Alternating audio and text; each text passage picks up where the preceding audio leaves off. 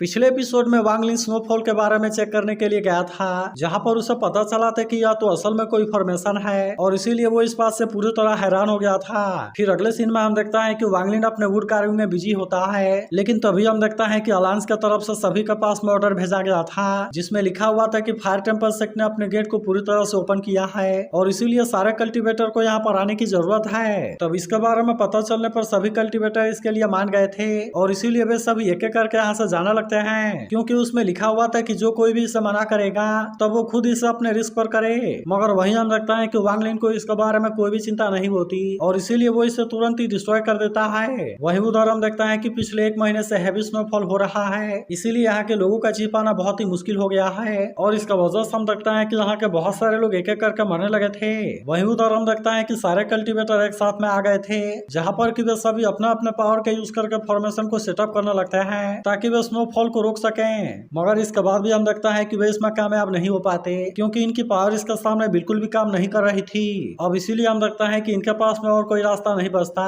जिसके बाद वो बहुत सारे मॉर्टल को इसके लिए ऑर्डर देते हैं ताकि वे सभी स्नो को क्लियर करने में हेल्प कर सकें। अब इसी वजह से हम देखता है कि इनके पास में और कोई रास्ता नहीं होता और वे सभी स्नो को क्लियर करने के लिए जाने लगते हैं। लेकिन वही हम देखता है कि वांगलिन डेनियल को कोई चीज देता है और कहता है कि तुम हमेशा इसे अपने पास रखना, जिसके बाद हम देखता है कि डेनियल भी इसके लिए मान गया था। लेकिन हम देखता है कि उसे भी वांगलिन के बारे में काफी चिंता होती है, इसीलिए वो उससे कहता है कि यहाँ पर बहुत ही ठंड हो रही है, इसीलिए फायर को आप याद करके जला लेना और अपना ख्याल रखने के बारे में ना भूलना। अब इतनी बात करने के बाद हम देखता है कि वे भी यहाँ से जाने के लिए रेडी हो गए थे, जबकि वहीं उधर हम देखता है कि बाकी सभी लोग भी यहाँ से चले जाते हैं और इसीलिए ये टाउन पूरी तरह से खाली हो गया था। तभी इसी बीच हम देखता है कि कोई आकर वांगलिन का दरवाजा खटखटाने लगता है, इसीलिए वांगलिन ने इसे खोल दिया था। लेकिन असल में वांगलिन पहचान गया था कि यह तो असल में जावा है, इसीलिए वो उससे कहता है कि 10 साल से ज्यादा हो गए और तुम तो सच में पहले से काफी अच्छे हो गए हो। तब इसके ऐसी बात सुनकर जामा हंसने लगता है और कहता है कि ब्रदर वांग, तुम तो मुझसे एक कदम आगे हो। तब इस पर वांगलिन कहता है कि मुझे तो 10 साल से ज्यादा हो गए हैं, लेकिन अभी तक भी मैं आर्टिस्टिक कंसेप्शन के थ्रेशोल्ड को पार नहीं कर सका।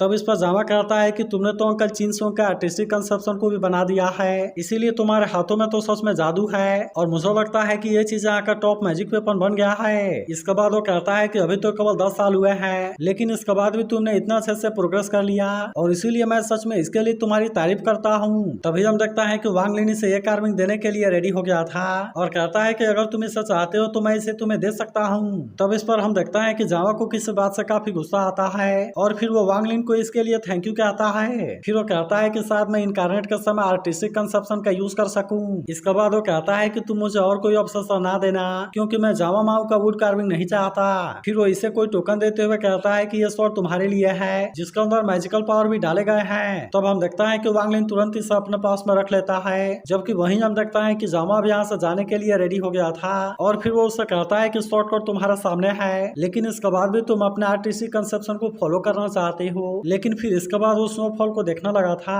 और फिर वो कहता है कि यहाँ पर तो हैवी स्नोफॉल हो रही है और क्या तुम्हें ऐसा नहीं लगता कि इसमें कोई अजीब बात है। तब इस पर वांगलिन कहता है कि स्नोफॉल असल में हेवन के पावर की वजह से नहीं हो रही है, जिस पर जामा भी कहने लगता है कि हाँ तुमने सही कहा, क्योंकि इसके अंदर किलिंग ऑरा भी छुपी हुई है। और फिर वो कहता है कि ये मैजिकल क्रिएशन असल में ब्लड डोमेन कल्टीवेटर का है, जिसके बाद वांगलिन कहता है कि ब्लड डोमेन तो असल में लेवल 4 वाला कल्टीवेशन कंट्री है और वे जिस पावर को प्रैक्टिस करते हैं वो असल में स्नो से रिलेटेड होती है। अब इसीलिए हम देखता है कि जामा भी इसके बारे में समझ गया था और कहता है कि वे जब कभी भी किसी कंट्री के ऊपर अटैक करने वाले होते हैं तब वे टेलीपोर्टेशन फॉर्मेशन का यूज करके आइस को वहां पर भेज देते हैं ताकि वे इस तरह से अपने रास्ते को क्लियर कर सकें। फिर हम देखता है कि जामा इस पर अपने फायर का भी यूज करके देखता है, लेकिन इस पर इसका कोई भी असर नहीं होता, इसीलिए वो वांगलिन से इसके बारे में दिखाता है और कहता है कि ये तो बिल्कुल भी मेल्ट नहीं हो रही और इसीलिए इसके बारे में कुछ भी नहीं हो सकता। फिर वो वांगलिन से कहता है कि मैं 4 फैक्शन अलायंस के यहाँ पर तुम्हें इन्वाइट करता हूँ और मैं चाहता हूँ कि तुम इसे सॉल्व करने में हमारी हेल्प करो। इसके बाद वो कहता है कि अब तो तुम बहुत ही जल्द गॉड रिल्म में जाने वाले हो और इसीलिए अगर इसमें तुमने हमारा हेल्प किया तो हमें इसमें काफी हेल्प मिलेगी। मगर हम देखता है कि वांगलिन इसके लिए बिल्कुल भी रेडी नहीं होता।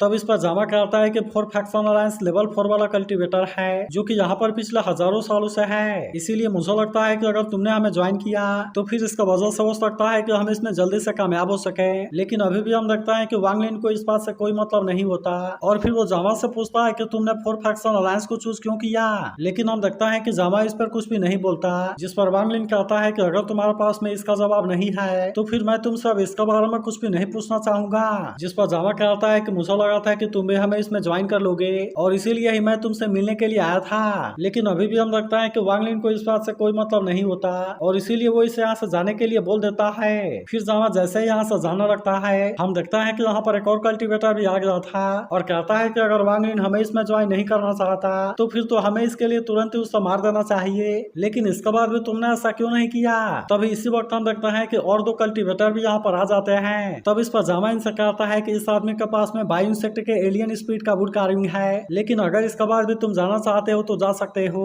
और तुम्हारा इसमें साथ ना देने के लिए मुझे माफ कर देना। लेकिन अभी भी हम देखता है कि वह जावा की बात मानने के लिए रेडी नहीं होते और कहने लगता है कि आखिरकार हमें डरने की क्या जरूरत है, क्योंकि वैसे भी हम तीनों नेशन सोल स्टेज में हैं और इसीलिए वो हमारा फॉर्मेशन के सामने कुछ भी नहीं कर पाएगा। अब इतनी बात करने के बाद वे वांगलिन पर अटैक करने के लिए रेडी हो गए थे, जहां हम देखता है कि वो तुरंत ही अपना अपने पावर को एक्टिवेट करने लगता है और अब इसका यूज करके वे अपने फॉर्मेशन को भी एक्टिवेट करने लगता है ताकि वे इसका यूज करके वांगलिन को मार सके। लेकिन अभी भी हम देखता है कि वांगलिन को इसके बारे में कोई भी चिंता नहीं होती और वो बिल्कुल मजे से अपने वाइन को पी रहा था। लेकिन वहीं उधर हम देखता है कि वे तीनों इस पर अटैक करने के लिए रेडी हो गए थे, इसीलिए वांगलिन भी अब इनको धूल चटाने के लिए रेडी हो जाता है और कहता है कि यह सब किए हुए मुझे 30 साल से ज्यादा हो गए। फिर हम देखता है कि वांगलिन ने इस पर अपने पावर का भी यूज कर दिया था, जहां पर इनकी यह फॉर्मेशन इसके सामने कुछ भी नहीं कर पाती और हम देखता है कि वो इसके वजह से एक ही पल में चकनाचूर हो जाती है। लेकिन फिर हम देखता है कि वांगलिन इनके सामने भी आ गया था, जहां पर कि वो तुरंत ही अपने यंग वाले रूप में आ जाता है। लेकिन हम देखता है कि इनमें से कोई भी इसके प्रेशर का सामना कुछ नहीं कर पाता,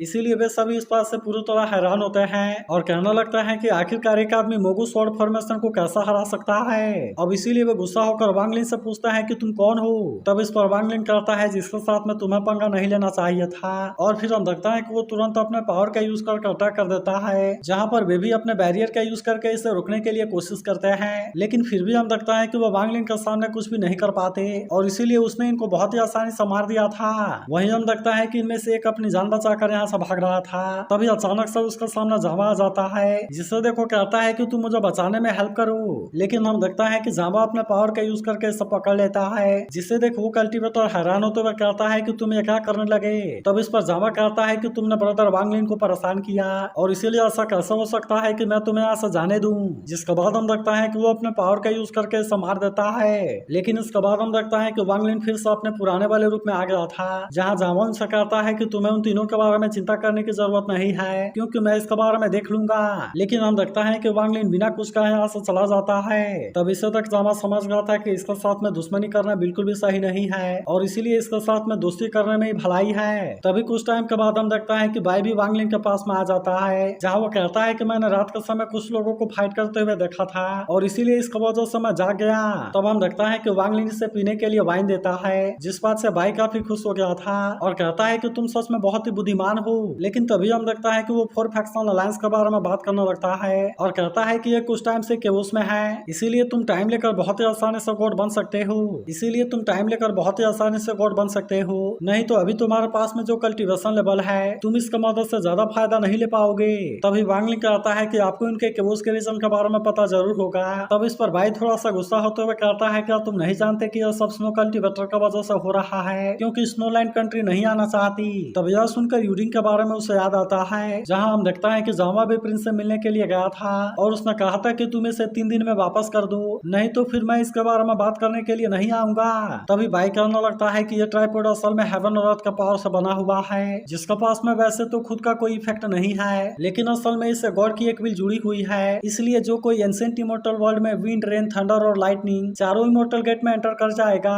तब इस तरह से वह सीधे एंशिएंट इमॉर्टल वर्ल्ड में जा सकता है। यह सुनकर वांगलिन ने समझ जाता है कि इस वजह से हर कोई इसे पाना चाहता है। लेकिन तभी भाई बताता है कि एंशिएंट इमॉर्टल असल में एंशिएंट टाइम के एक वॉर में मर चुका है और इसीलिए एंशिएंट इमॉर्टल वर्ल्ड फिलहाल पूरी तरह से खाली है। तब यह सुनते ही वांगलिन कहता है कि क्या सभी मारे गए। तब इस पर भाई कहता है कि हाँ सभी मारे गए, नहीं तो तुम्हें ऐसा क्यों लगता है कि इतना हाई कल्टीवेशन वाले कल्टीवेटर भी यहाँ पर फंसे हुए हैं। लेकिन इस पर वांगलिन कुछ भी नहीं बोलता, जिस पर भाई कहता है कि क्योंकि वहाँ पर सभी मारे जा चुके हैं और इसीलिए इमॉर्टल वर्ल्ड भी पूरी तरह से डिस्ट्रॉय हो गया है। फिर वो कहता है कि तभी कल्टीवेशन अलायंस प्रकट हुआ और वे एक स्टारफील्ड की तरह से डेवलप हुए। तब इस पर वांगलिन पूछता है कि अगर इमॉर्टल वर्ल्ड डिस्ट्रॉय हो गया है तो फिर हर कोई यूडिंग के लिए फाइट क्यों कर रहा है, ताकि वो इस तरह से इमॉर्टल वर्ल्ड में जा सके। जिसके बाद भाई बताता है कि चारों इमॉर्टल गेट असल में इमॉर्टल वर्ल्ड के 4 हिस्सों से जुड़े हुए हैं है, इसीलिए इमोर्टल वर्ल्ड अगर डिस्ट्रॉय भी हो गया तो क्या हुआ, लेकिन इसके बाद भी ये बहुत ही अच्छी चीज है। फिर वो बताता है कि सबसे जरूरी बात यह है कि वहाँ पर एक स्पिरिट है, इसीलिए अगर कोई स्ट्रेंथ फील नहीं हुआ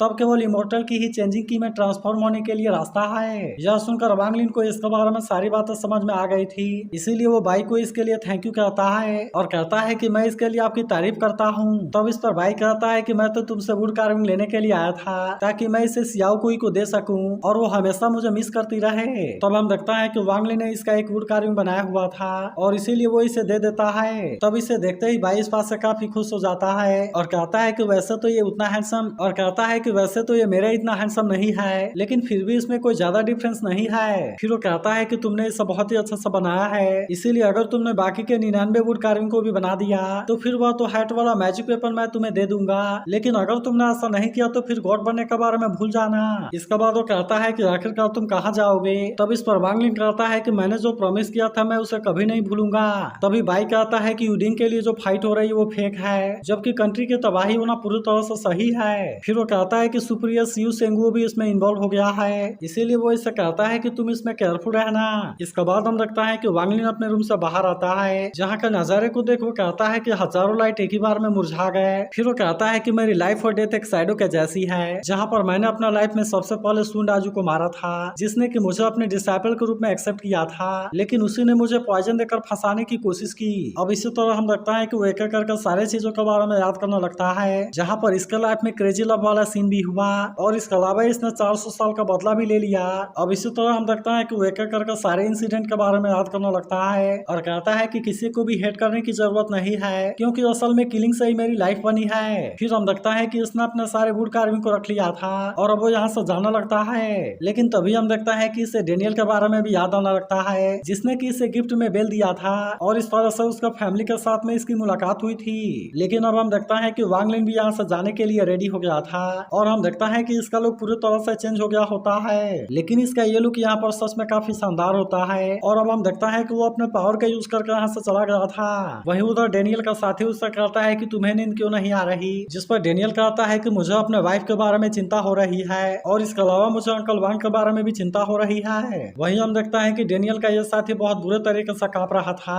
और फिर कहता है कि हमें अपने पड़ोस के कंट्री में चले जाना चाहिए, क्योंकि मैंने सुना कि वहाँ पर स्नोफॉल नहीं हो रही है। तभी हम देखता है कि डेनियल ने वांग लिन का दिया हुआ टोकन अपने पास में रखा हुआ था और इसीलिए ये चीजें सब ठंड से काफी बचा रही थी। अब अगले दिन हम देखता है कि डेनियल अपने साथी को जगाने जाता है, जहाँ उसे पता चलता है कि ये तो मर चुका है। तब इसके बारे में पता चलने पर बाकी सभी लोग भी काफी उदास हो गए थे, लेकिन तभी हम देखता है कि एक सोल्जर भी यहाँ पर आ गया था, जो कि तुरंत ही सबको यहाँ से निकलने के लिए कहता है। लेकिन फिर अगले सीन में हम देखता है कि डेनियल यहाँ से भाग रहा था, क्योंकि उसे अपने वाइफ के बारे में काफी चिंता हो रही थी और इसीलिए वो कहता है कि मैं तुम्हें कुछ भी नहीं होने दूंगा। लेकिन हम देखता है कि यह जगह पूरी तरह से चेंज हो गई थी, क्योंकि वो जहाँ कहीं भी देख रहा था उसे लाशें ही लाशें दिखाई दे रही थी। अब इसीलिए डेनियल की हालत यहाँ पर काफी खराब होने लगती है और इसे कुछ भी समझ में नहीं आता कि वो इसके बारे में क्या करे। लेकिन तभी इसी वक्त हम देखता है कि वांग लिन यहाँ पर आ गया था, जो डेनियल से कहता है कि तुम्हें डरने की कोई जरूरत नहीं है, क्योंकि अब तुम्हारा अंकल वांग यहाँ पर आ गया है। लेकिन इसका ऐसा लुक देखते ही डेनियल पूरी तरह से हैरान हो गया था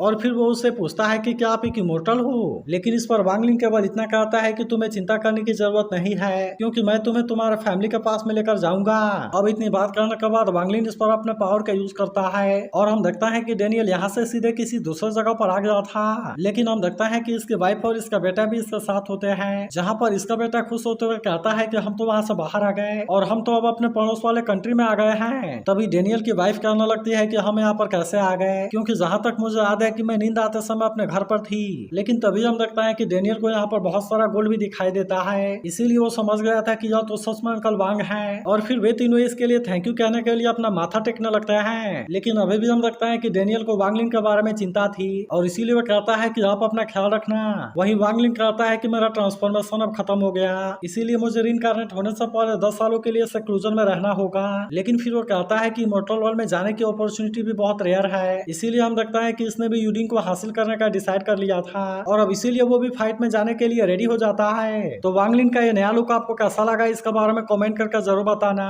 और अगर आप इसके अगले एपिसोड के लिए एक्साइटेड हो तो इस वीडियो को लाइक और इस पर एक कमेंट जरूर करना। लेकिन हाँ, मेरी अभी तबीयत थोड़ी सी खराब है और इसीलिए आवाज थोड़ी सी चेंज हो गई होगी।